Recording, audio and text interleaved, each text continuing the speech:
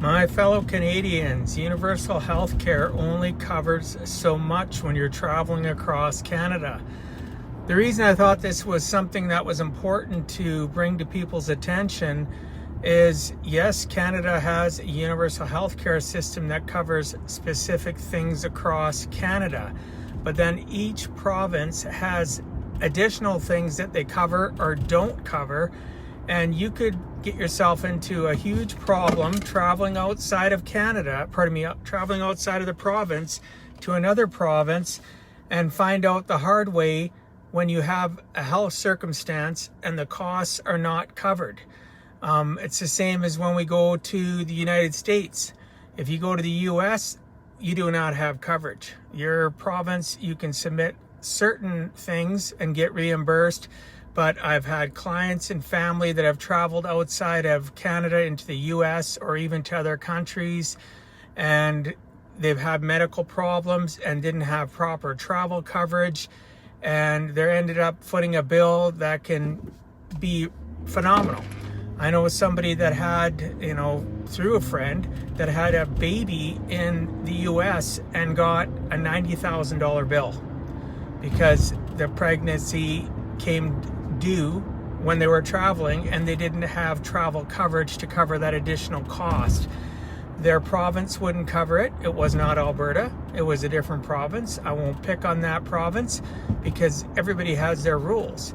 And whether you like it or not, or feel you're entitled to stuff, that's not the way life works. You need to ensure that you actually have all your ducks in a row, understand the rules of the game when you travel, that you need to have extra coverage. So even if you live in Canada and you're traveling to British Columbia, there may be a circumstance with your health that they will not cover, and you will be forced to cover it out of pocket. Yes, you can submit part of that back to your province and get some sort of coverage in regards to a percentage, but there's no guarantees with that. That item that the province, let's say British Columbia, refused to cover, which I'm not saying they will, I'm just using them as an example, may not be covered by Alberta, so you'll get zero, and now you're going to have to come up with it out of your pocket, and can you afford it? And really, bottom line, travel insurance is not that expensive. They do have, for an example, Manulife insurance, which is one of the largest in the country, has travel insurance for you to travel in Canada from province to province, and it's peanuts. It doesn't cost much. And if you're traveling to the US, you should ensure that you have proper coverage as well, right? Specifically enough coverage in the amount.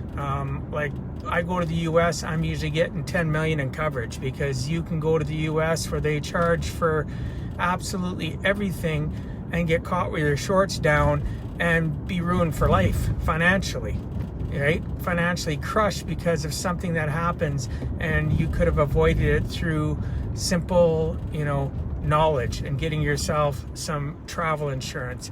That being said, you might not even have to pay for it. Some people in Canada, your group coverage gives you travel and covers you for X amount for so many days. But you need to find that out. You need to check if you're with a Sun Life Financial or Sun Life Insurance, or whoever you're with, maybe it's Great West Life, and find out what do they cover, how many days, and ensure that you're having proper protection. The onus is on you. Too many times I read, or too many times I run into people that have been financially devastated in our own country, or even traveling again outside of Canada, when they could have avoided that costly mistake for a few dollars.